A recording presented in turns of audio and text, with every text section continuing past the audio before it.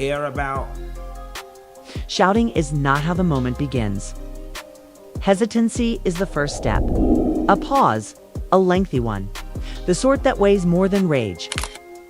The host is leaning forward slightly, her eyes squinted, and her speech stern but measured as the camera rolls.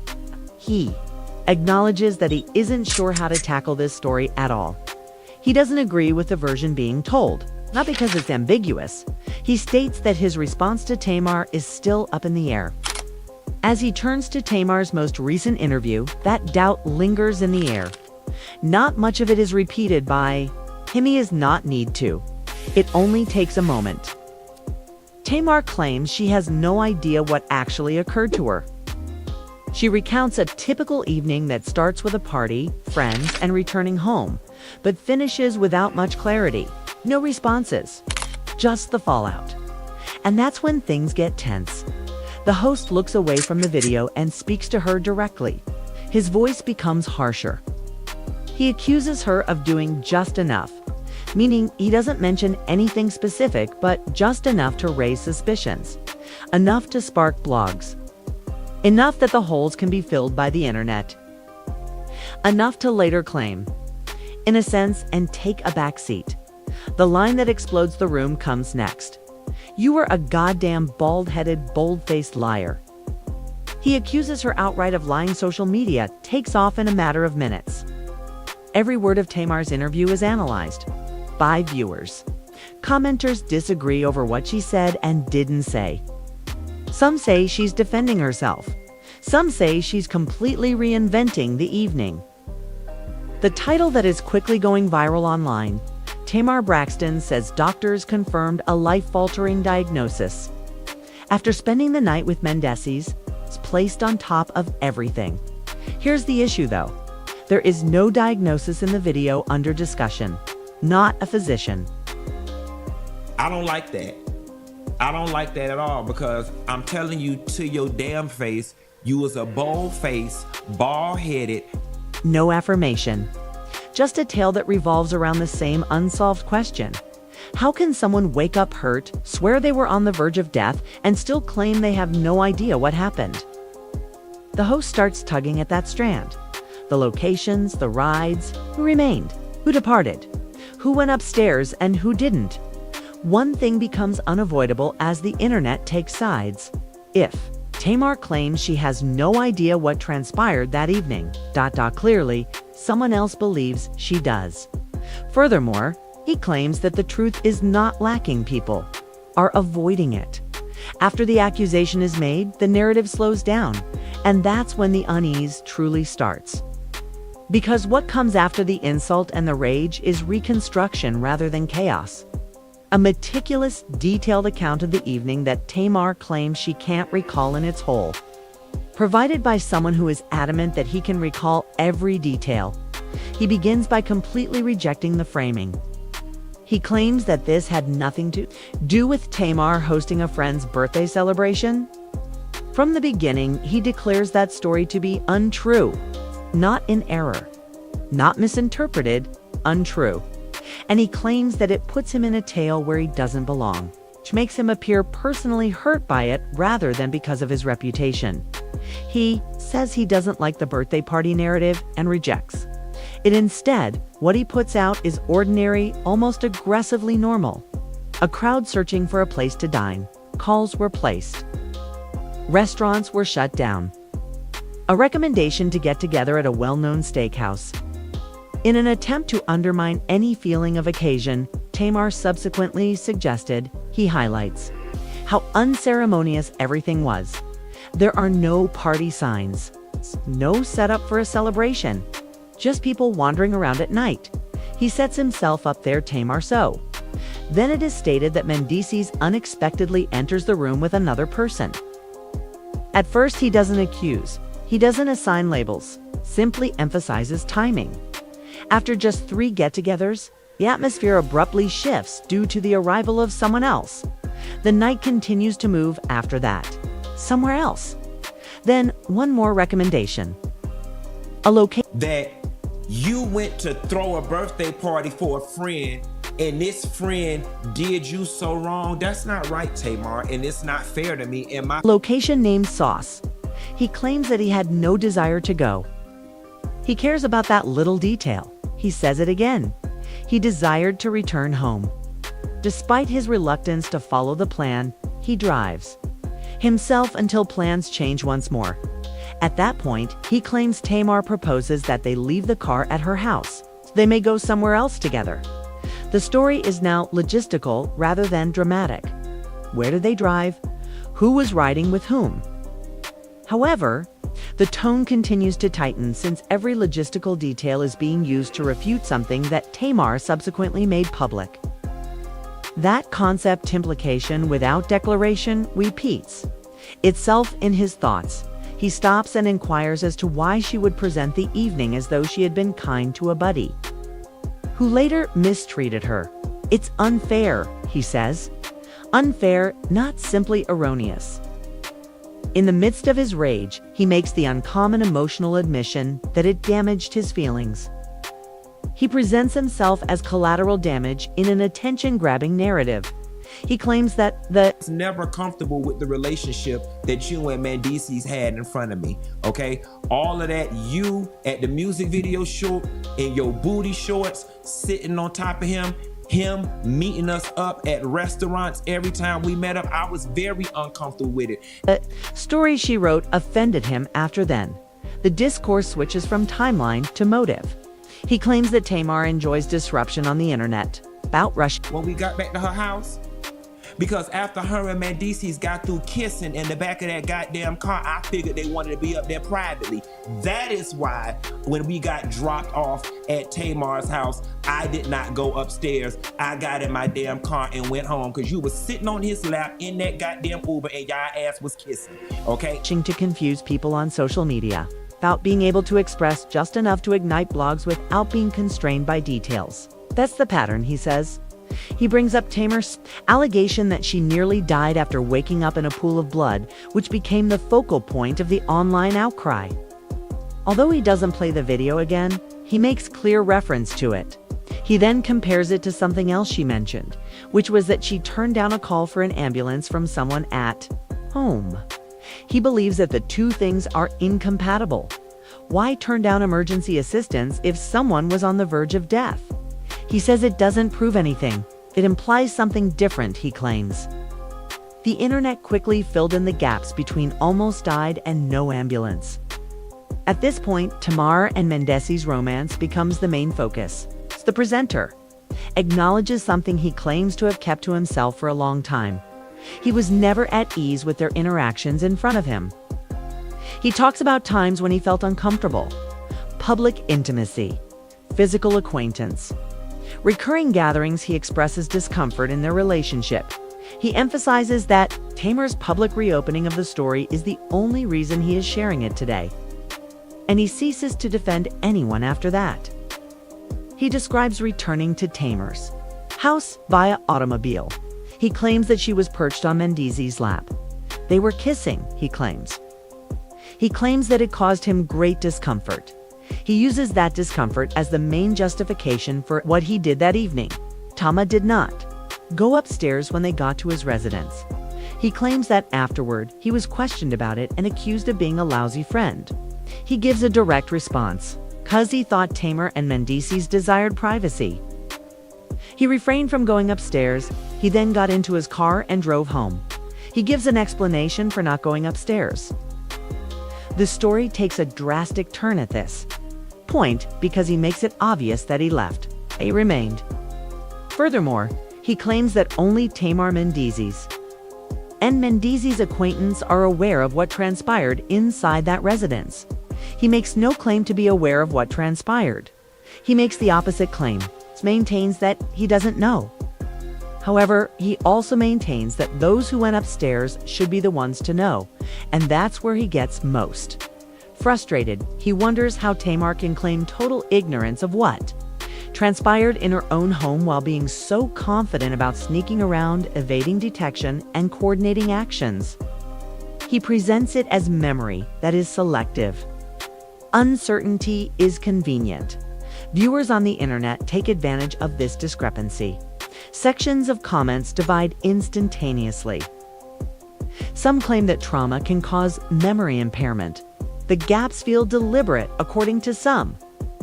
Additionally, the headline claims of medical confirmation diagnoses and irreparable consequences is circulating more quickly than the video itself. However, none of that is there in the actual transcript under discussion. The doctor doesn't say anything. There is no test result displayed. There is no specific diagnosis. Instead, there is criticism, bitterness, and a call for responsibility not from the internet, but from Tamar herself. He makes an awkward concession at the end of this stretch.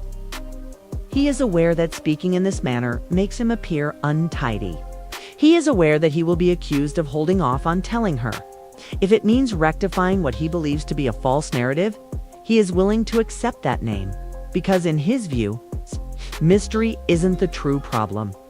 Narrative control is what it is, and in his opinion, Tamar lost control of things the instant. She pointed the finger at everyone else and declared she had no idea what had transpired. The entire narrative changes from conjecture to accountability. Once it is established who went upstairs and who didn't. Not accountability under the law, narrative accountability. It's a kind that determines who the internet chases and who it believes. Tamar is not charged with any particular act by the host. Skake's a more disturbing action. He identifies trends.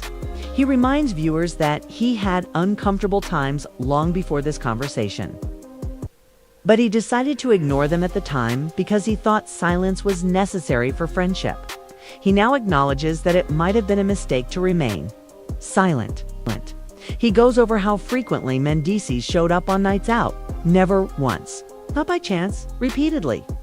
Eateries, setups for music videos, social areas where closeness wasn't subtle. This lady to leave me alone. But you not finna sit your triple This wasn't just one odd evening, he said. Everyone in their immediate vicinity was aware of the ongoing dynamic, but they chose not to address it. He then discusses the incident that caused the public to turn against him. The internet instantly began looking for someone to blame.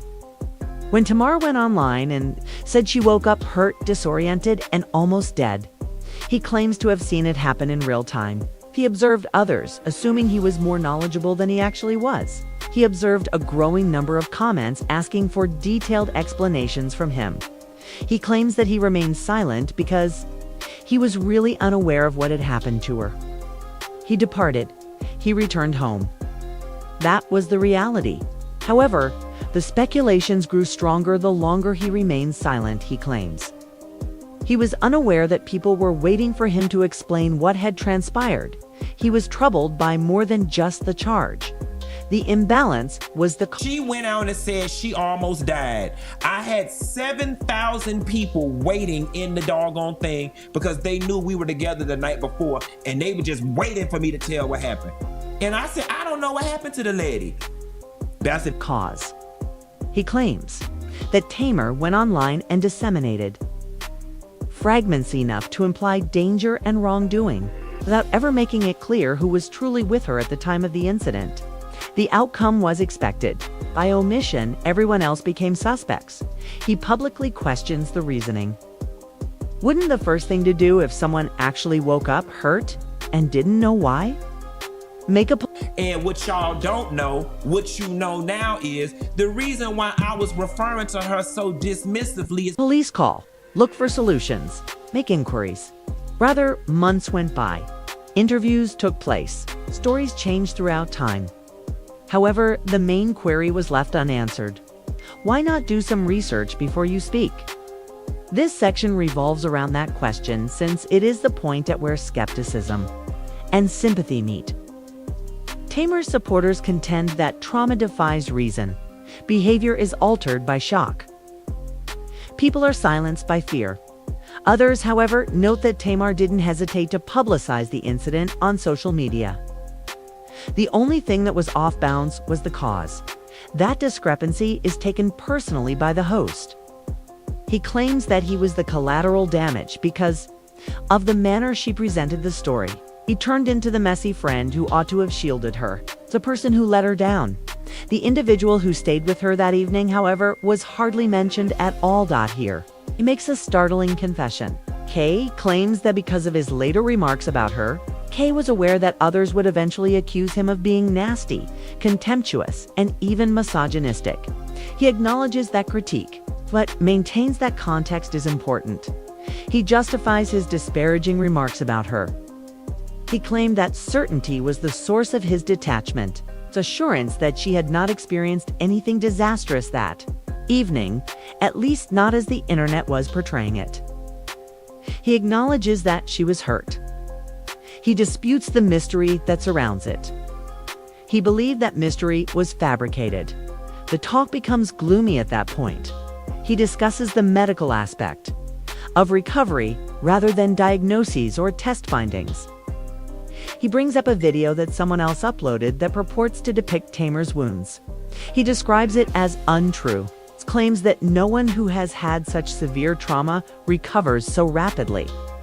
He doesn't mention doctors once again. He refers to common sense. Depending on their allegiance, the kind viewers either embrace or reject. Here, the audience's response breaks down even more. He is accused by several viewers of downplaying her suffering.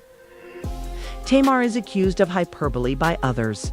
When public personalities clash, the remarks become a referendum on both what transpired and who is in charge of the facts. The title, which is spreading more quickly than the facts, looms over everything. Assertions of verified diagnoses, claims made by medical professionals, assertions of lasting effects associated with the evening. None of that can be seen in the actual video being analyzed. Instead, there's anger about uninvited media storms. He claims that Tamar shouldn't be able to abruptly drag others into upheaval and then hide behind ambiguity. Instead of framing it as a moral transgression, he frames it as a boundary infringement. Here, he acknowledges something different, something more subdued yet revealing. He claims that long before this interview, he requested Tamar to leave him alone, to cease making oblique references to him. Must cease provoking discussions that she had no intention of concluding. He claims that she disregarded the request. He claims he told her to go away. He claims that he finally spoke because of that rejection, not to reveal her, not to keep himself safe. However, he wants to rectify a version of events that he feels was purposefully false. Additionally, he briefly turns his attention to Yandi, the one person he claims actually suffered as a result of everything. He makes it clear that she was the only one who acted improperly in the circumstance. He doesn't grow. He is not a dramatist. Given everything that has already been stated, he leaves at their stark, unresolved point that weighs heavily. That line causes another uproar on the internet. He is accused of deflection by some. Tamar is accused of being careless by others. Others charge the blogs themselves with confirming implications. One thing is evident as this part comes to an end. The goal is not to demonstrate what transpired upstairs. It's about who profited from keeping it a secret and whether the truth fits or not. The internet will continue to fill in the gaps as long as they exist. By the time this section of the remark takes place, the discussion has become chilly rather than emotionally charged, under control, nearly forensic. The host is no longer shouting. He challenges the audience to observe how the pieces fit together. By placing them on a table, he discusses how the internet instantly determined the plot of this story before determining what actually transpired. Tamar's public remarks solidified the story. Harm, enigma, near-death speech. Clarity would have slowed the emotional payoff. Therefore, viewers didn't wait for it. He claims that instead of leaving the people with unresolved questions, it answers them. And those replies become unchangeable once they are filled. He talks about seeing the narrative develop in real time. Was worried at first, then empathy, then indignation, and lastly, a charge. Accusations are aimed at proximity rather than truth. The person who was most socially close to Tamar developed suspicions. The one who spoke less was found guilty. Anyone who attempted to rectify the framing turned harsh. He claims that restraint is not rewarded on the internet. It penalizes it. This is why, in his opinion, Tamar's claim that "I don't know what happened" turned into a shield rather than an inquiry. The audience was able to project whatever emotions made the most sense to them. That meant trauma to some, conspiracy for others, cover-up for others. And Tamar never had to explain who was there when things went awry. The host notes that this was not a singular media event. Tamar vanished without saying anything. She conducted interviews. She made an oblique reference to the evening. She didn't ground the story. Instead, she let it breathe. The pattern of aftermath without cause was replicated each time. He contends that when other people are drawn into the blast radius, shock does not justify narrative negligence, particularly when those individuals specifically requested to be excluded from it. He reminds viewers that he made an explicit request for distance, not in private. Whatever this was turning into, he did not want to be involved. Nevertheless, his name remained attached. He describes the mechanism of that attachment. Tamar never made a clear accusation against him. She didn't have to. She benefited from the ambiguity. The audience instinctively looked backward through the night in search of culprits. When she stated she woke up hurt and didn't know why, he had been there before. He thus gained relevance. He refers to such move as familiar, not by chance, a method to stir conversation without owning consequence. After then, he slows down the narrative once more and walks through the aftermath of the story rather than the night. The phone calls, the messages, the presumptions. People were asking him for explanations, but he had none. He was accused of being frigid since he didn't openly show care. People concluded that he was concealing something since he refused to comply. He claims that's when he knew silence was no longer impartial. Silence is not seen as restraint on the internet. It sees it as a sign of guilt. He acknowledges that this insight was the driving force behind his direct, irate, and unrepentant speech. He was aware that the tone would make him less sympathetic. That was a trade-off he accepted, because pity had already faded from his viewpoint.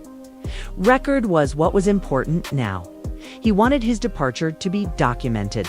He wanted the fact that Tamar wasn't alone to be documented. He wanted it documented that the individuals who stayed above were known, even if she purposefully kept their identities a secret. He wanted to make it clear that misunderstanding did not help him. He then discusses the story's most explosive layer, which is the one that dominates headlines and THUMBNAIL's medical assurance. He doesn't claim that Tamar is lying about her health. He doesn't claim that she wasn't given care. More specifically, he states he alerts the audience to the dangers of that stacking. Everything else loses significance as soon as the term confirmed is used. Evidence is surpassed by emotion. Additionally, the audience clarifies things for the main character, saving them from having to do so. He says Tamar is more aware of this than other people. She has enough experience with media cycles to understand how rumors gain traction. How easily, I don't know, becomes, "They did this to me?" How quickly suggested becomes said. Because of this, he believes that what transpired upstairs is not the true source of conflict. It concerns who assumed accountability for the subsequent course of the narrative. He admits that some viewers would hear what he says and interpret it as resentment. He doesn't resist that response since he expects it. Rather, he rephrases the query. Why wasn't it urgent to find out whether Tamar really didn't know what had happened? Why didn't any research be done before the interviews? Why didn't we try to put an end to conjecture before it became a fact? Why claim perplexity while letting others take the blame? He doesn't respond to their queries. He lets them dangle. For him, the answer lies in the lack of answers. He makes a quick return to Yandi to remind viewers that repercussions spread, not to elaborate or sensationalize. A story doesn't live in a vacuum, even if it focuses on the suffering of a single individual. Unions, friendships, a reputation, whether they agree to it or not, they are all affected. And for that reason, he claims, It is impossible to limit this scenario to sides. This has nothing to do with believing Tamar or him. It's about realizing that once narratives leave private places, they are engineered. How ambiguity turns into a useful tool. How anger turns into money. And how, when the emotional reward is high enough, the truth becomes optional. The suspense doesn't go away as this section comes to an end. Instead, it intensifies. Because the viewer is suddenly faced with an issue that the internet despises. Here, there are no pure baddies. There are no pure heroes. Only those who spoke and those who did not. And a narrative that became more audible each time clarity was eschewed. Additionally, the assumptions grow more ingrained the longer the gaps persist. By the time the discussion gets to this point, the dispute is about consequences rather than interpretation. No one is being persuaded to change sides by the host. He's attempting to explain why no one can escape a story's route unharmed once it reaches a certain speed.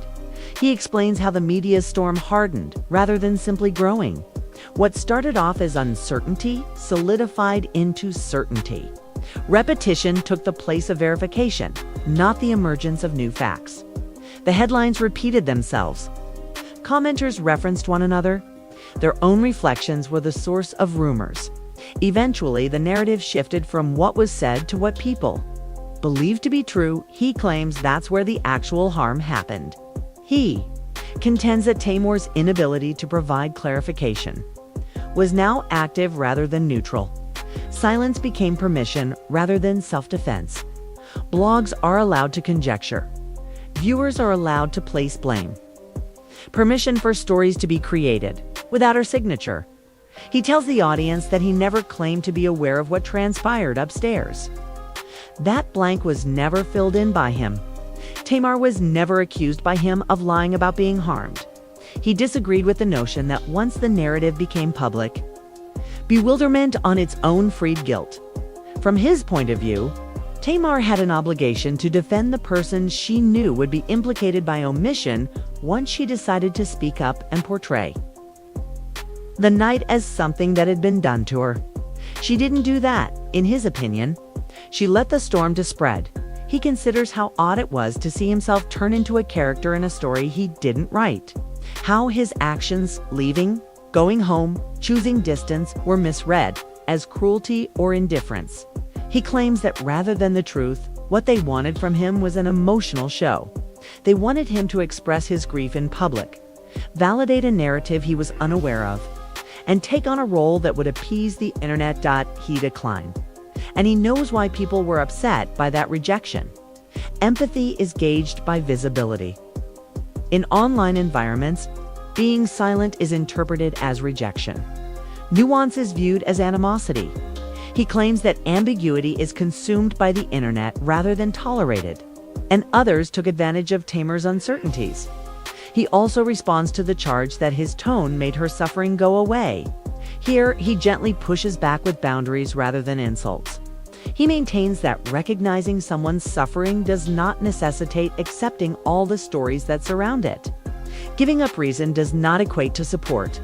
Furthermore, friendship does not include taking responsibility for events for which you were not present. He revisits the timeline once more, emphasizing its finality rather than repeating it. He departed. He returned home. Those who stayed were well known. Nevertheless, they were never in the focus of public discourse. It focused on the most accessible target, the blunt speaker, the person who failed to grieve properly. He contends that this disparity shows how stories select their antagonists. He then extends the perspective beyond Tamar and himself. He discusses how tales like this undermine confidence between all parties involved in addition to harming individuals. Relationships break under pressure. They were never designed to sustain once implication takes the place of actuality. Private moments are turned into public property. Silence becomes into proof, and the truth starts to be negotiable. He acknowledges that people will probably remember him as the messy character in this tale. He claims to have come to terms with that. However, he wants the audience to comprehend why he spoke at that particular time. Not to exact revenge, not for influence. However, he felt that the version of events that was being spread was unfair to reality as a whole as well as to him. Here, he makes an insightful statement. It gets more difficult to correct a falsehood or exaggeration without coming across as cruel the longer it is left unchecked. Time is of the essence. Additionally, he believed that Tamar's timing was calculated. The audience had already been emotionally invested in one version by the time he answered, making the correction required shattering an illusion. He also challenges the notion that he ought to have dealt with things in private. He contends that Tamar's privacy ended the once she went public. After the interviews were placed, when posts on social media became live, after the consequences were made public, silence then turned into complicity in an unfinished story. According to him, the phrase incomplete causes him to halt. Not untrue, not made up, not finished. He also cautions that the most harmful form of stories are incomplete ones. They stimulate creativity. Outrage is rewarded by them. Patience is punished by them. He offers one last clarification as the discussion draws to a close. One that is subtle but significant. He claims that only one individual was clearly hurt by the entire event in all of this pandemonium. Clip 1531 to 1536. He claims that Yandi was the only one who made a mistake. He doesn't go into detail. He is not a dramatist. It's not a weapon he uses. He just says it, seemingly leaving the suggestion in its proper place. Everything that came before it is reframed by that moment, because it implies that someone else took in the actual fallout in private, quietly, and without making headlines as the internet, debated narratives, and blame. He concludes this section by embracing the moniker that the internet has already bestowed upon him. He will take responsibility if disclosing the entire background makes him untidy. He'll wear that too if it makes him harsh to reject an incomplete narrative. He claims that being reinterpreted as the antagonist of a night he didn't stay for is something he will not tolerate. The story doesn't end there, it solidifies. Because the audience is now faced with a final, unsettling reality. Once a story becomes public, it no longer belongs to the individuals who experienced it. After everything has been spoken, what's left is residue rather than clarity. It belongs to the people who consume it and determine what they need it to represent. The kind that remains after a narrative has been told to many times to ever revert to its original form. The host is no longer concentrating on Tamar's interview at this point. He is concentrating on the results. The knock-on effect? The way a few well-chosen phrases sparked a chain reaction that was uncontrollable once it got going. He claims that because it requires accountability beyond emotion. This is the aspect that people seldom want to look at. He explains how, without ever stopping at evidence, the public discourse moved from inquiry to certainty. Questioning the story's meaning became frowned upon once the internet determined its meaning. Things was said that anyone slowing things down was reducing. Anyone who disagreed with it was charged with cruelty. Additionally, everyone who sought clarification was charged with supporting the incorrect group. He contends that this setting is precisely what makes incomplete stories so potent. They absolve everyone of accountability for their creations while allowing them to emotionally intervene. Tamar didn't have to be overt. All she had to do was stop short. He believes that suggestion, not lies, is the most perilous. This, he claims, is why the title went beyond the content. The conversation ended when viewers thought something conclusive had been confirmed.